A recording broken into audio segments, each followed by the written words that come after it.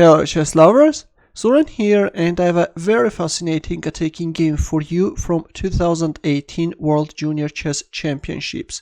With one round to spare, Iranian chess grandmaster Parham Maghsoodloo is the champion. In this video I am going to cover one of his games which was played in round 10 against Maksim Vavulin. Now let's see what happened on the board. Maghsoodloo started the game with knight f3, and after c5 he transformed the game into a Sicilian defense. d6, d4, knight f6, knight c3, c takes d4, knight takes d4, a6. We see the knight or variation, and h3. Maghsoodloo is choosing this hyper aggressive Adams attack. e5, knight goes back on e2 square. Later white can play g4 and bring the knight on g3 square, but black played h5 acting against white's g4. Bishop g5, bishop e6, bishop takes f6, queen takes f6, knight d5, queen d8. The queen retreats back and at the same time covers the essential squares. Queen d3. Later this queen is going to play a very important role in the game by using the third rank. g6, white castles queenside, bishop h6 check, king b1, knight d7, queen a3. White queen is taking under attack the pawn on d6 and knight c5, but actually it turns out that still the pawn on d6 is untouchable. Black could play, for example, rook c8, and of course queen takes d6 can't be played because it can be met with bishop f8.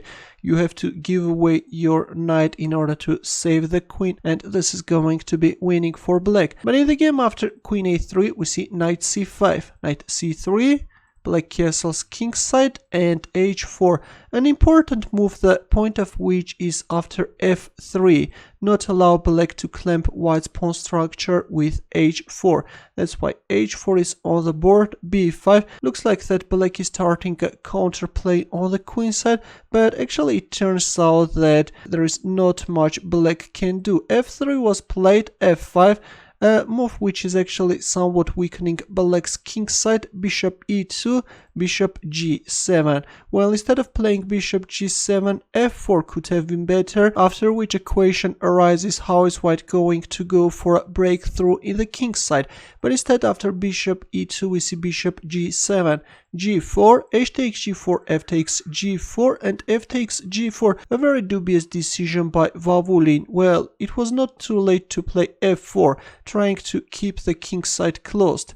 And now h5 can be met with g5. Of course, no problem at all for black, but instead after f takes g4 we see f takes g4, which is actually exposing black's king side too much. Rook g1, rook b8, bishop takes g4, bishop f7, and now comes h5. Actually, white's attack is becoming very dangerous, and typical positions are usually very easy to play with white pieces. G takes h5, bishop f5, king h8. Black is moving away his king from this dangerous g5, but it turns out that there is no way out. Knight e2, new forces are joining the attack, and at the same time white is opening up the third rank for the queen. But it turns out that instead of playing knight e2, white could go for a fantastic move. Can you find the best move for white in this position? Actually, that's going to be very hard, but if you can find that move, you will be proud of yourself. Ready? It turns out that after b4 the game is simply over, guys. This is a powerful move. White is both attacking black knight and at the same time is allowing white queen to join the attack from c1 square. Now if I move like, for example, knight d7, then white can go for this devastating rook g7 sacrifice, and then give a check from g1 and then queen c1, and the game is over. There is not much black can do. If queen f6, simply knight takes f6. Or after b4, if I move like rook g8, then white can play queen c1, and if knight d7, then bishop takes d7, followed by rook takes g7. Actually, this is a devastating exchange sacrifice, and once black loses his dark squared bishop, black can show no resistance. If rook takes g7, then knight f6 is very strong, after which the queen can come and it's over. or after rook takes g7. If king takes g7, then queen g5 check, and then knight e7. This is going to be crushing, guys. But Maghsoodloo missed his chance, and after king h8 he played knight e2, bishop h6, queen h3, rook g8, rook takes g8 check, queen takes g8, rook g1, queen f8, and knight g3. Well, instead of playing knight g3, still it was not too late to play b4, this time in order to kick away black knight, and after knight a4 play bishop g6, offer an exchange of light squared bishops, after which black's king side is becoming very vulnerable.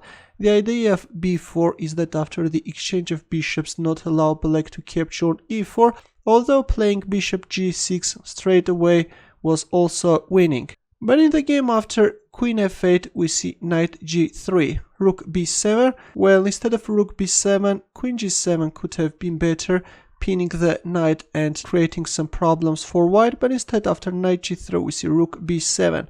Now comes knight f6. Actually, capturing on h5 straight away could have been better, but we see knight f6. And still, actually, it was not too late to play queen g7 and pin the knight, but b4 was played, after which actually black's position is collapsing. Knight takes h5, a5, but actually there is not much black can do on the queen side. White's attack is decisive. Knight h7, bishop takes a2 check, a desperate combination by black.